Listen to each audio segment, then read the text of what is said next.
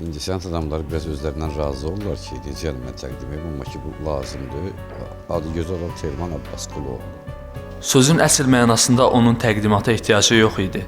Belə sadə bir insan idi xalq artisti Telman Adıgözəlov. Əslində onun barəsində keçmişdə danışmağa hələ də ürək etmirsən. Lakin onu heç kimin gözləmədiyi anda itirdik. Cəmi 57 yaş yaşadı, amma həqiqətən yaşadı.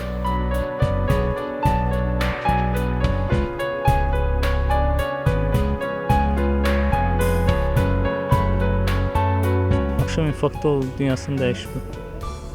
Xəstəlik zad da yox idi, belə yəni yoxlatmışdı, ürəyini yoxlatmışdı, ürəyində problemi yox idi. Eləsə sadəcə 4-də işləmiş sadəcə. Gördü, xırıltı səs gəldi, durdu gördü ki, can verir. Sənət yoldaşları onu bu gün də tək buraxmadılar. Çünki o həqiqətən də əsl yoldaş idi. Onlar hələ də şokdan ayılmamışdı. Sənəti xalqa məlumdur, tamaşaçılara məlumdur. Yəni Telman gözəl sənətkar idi, çox gözəl sənətkar idi, incə bir sənətkardı. Biz bu gün ən yaxın dostumuzu itirdik. Telman Adıgözəlov tək mənim üçün yox, Azərbaycan xalqı üçün necə oğul idi, necə aktyor idi, necə sənətkar idi. Ümumiyyətlə böyük hissidir bu adam. Hələ də şokduyam.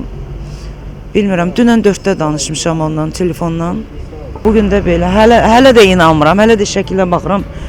İnanmıram. Yəni itki ağır itkidir. 30 il çiyin işləmişik. Bütün Azərbaycan xalqının başı sağ olsun. Çox gözəl. Bu gülüşün qıt vaxtında ən gözəl gülüş ustamızı itirdik. Lakin daha ağrılı məqam odur ki, onu son mənzilə layiq olduğu kimi yola sala bilmədik. Nə yazıq onu sıradan bir insan kimi dəfn etdik. Vida mərasimsiz, filansız. Nəyə görə 2-ci Fəxr Xiyabanda dəfn olunmasın? Respublikanın xalq artistidir.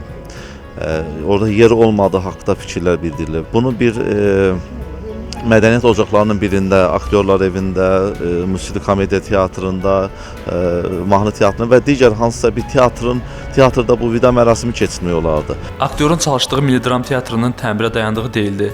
Bəs digərləri? Elə onun yeri Akademi Milli Dram Teatrından götürülməsi idi. O da indi təmirdir. Ancaq qədri-bilən tamaşaçısı aktyoru elə öz həyətindəcə xalq artistinə, böyük gülüş ustasına layiq alqışlarla son mənzilə yola saldı. Xalq artisti əbədi yaşar Telman Adıgözəlov Fatmayı qəbirstanlığında dəfn edildi. İnneke leminel murselin ala sıratin mustakim. Allah rəhmət eləsin. Zahir Zahidoğlu, Ramil İsmailov, Son Xəbər.